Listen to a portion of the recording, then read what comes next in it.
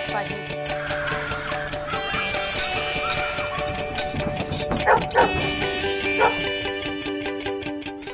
All right, what do children, the elderly, and postal workers have in common?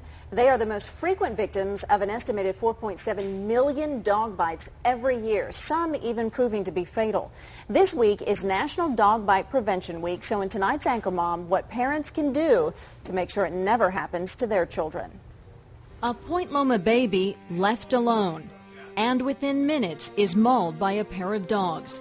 It happened last month. A pit bull and a pit bull mix tore off the 6-month-old's diaper and bit his genitals. The child literally ripped apart. Now a month later, he is still recovering and living in a foster home. While many people are under the impression that certain breeds are more likely to bite, the American Veterinary Medical Association says there is little scientific evidence to support that claim. Experts say the most effective way to prevent dog attacks is educating parents to teach their children on how to behave around dogs. Madeline Gabriel is trying to do just that. A dog and a small tot is just so cute together. Dogs and Babies Play It Safe is a class offered at Sharp Mary Birch. Madeline's goal is to help parents and expectant parents train their family pet on how to behave around children. I become dog trainer to the expectant parents. The class includes a detailed personal profile of the dog, along with many training tips. Teach the dog, what do you do when you want something from people? The Canty family is taking the course. With several young children in the home, they aren't taking any chances with their new puppy, Cooper. Just a few months old, they are already seeing results. And now hold your hand up high. Hold it up. Your hand up. Good, now give it to him. One of the most important things when you're starting off with the dog is to teach the dog automatic behaviors that you want. So rather than having your whole life go, sit, sit, sit, stop, sit, no, down. Sit. Good. Go ahead and give him a treat. If you just teach the dog by reinforcing what you want. Hey, look, lay down. Here's your treat. The dog's doing things automatically. The dog approaches you before he jumps. You put a treat on the ground. It teaches the dog automatically when I approach somebody, come down with my paws all the way on the ground, and maybe look at the ground a little bit rather than look up at faces.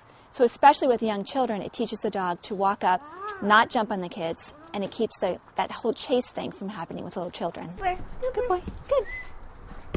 Good boy. Good. Now put it. Yeah, that's it, Amber. Good. Another helpful tip, get a clicker. Boy.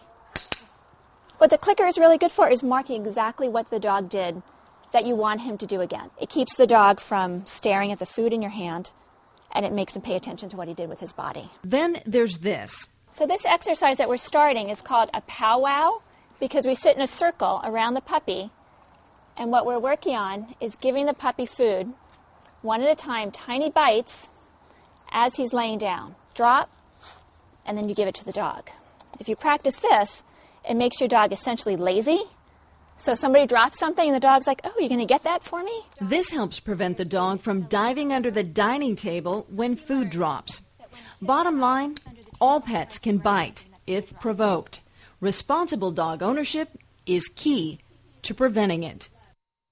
And joining us now live on set is Madeline Gabriel from Sharp Mary Birch and Betty down here, who seems to like this rug a lot and wants to stay down there. But there she is. Thank you for joining us. Thank you. And I've been watching Betty. She's very well behaved. So let's talk about what you call, first of all, the curse of a good dog. Yeah, that's a big thing for parents to understand because especially looking at that really cute little golden retriever puppy, people often think all I need to do is get a good dog and then it'll be fine.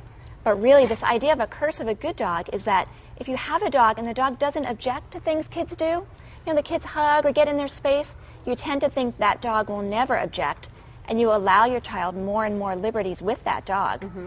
And over time, it wears down that dog's goodwill. It makes the dog wary around the children, and then that good dog could have a bad day. So when I get calls about bite consultations, it's often, wow, the dog was always so good with the baby, and then there's a list of he let the baby crawl on him, he let the baby eat his food, all these things that a dog would not usually like. And just like people, he got kind of sick of it, right? Could have been. Well, let's talk about other people's dogs, too, because that also extends into that, yes, doesn't it? And that's where the children get at risk. Even if their dog never had an issue with them or really was a good dog, those children are going to go to your home, to my home, everyone else's home, with behaviors that are unsafe that will put another dog sort of on edge, and the other dog may react Meaning treating poorly. it like your own. So if I crawl Yeah. on my dog, I might crawl on your dog, Yeah. and you'll have a completely different reaction. Yep. So I always tell parents, if your dog is good, say thank you to your dog, but protect your good dog.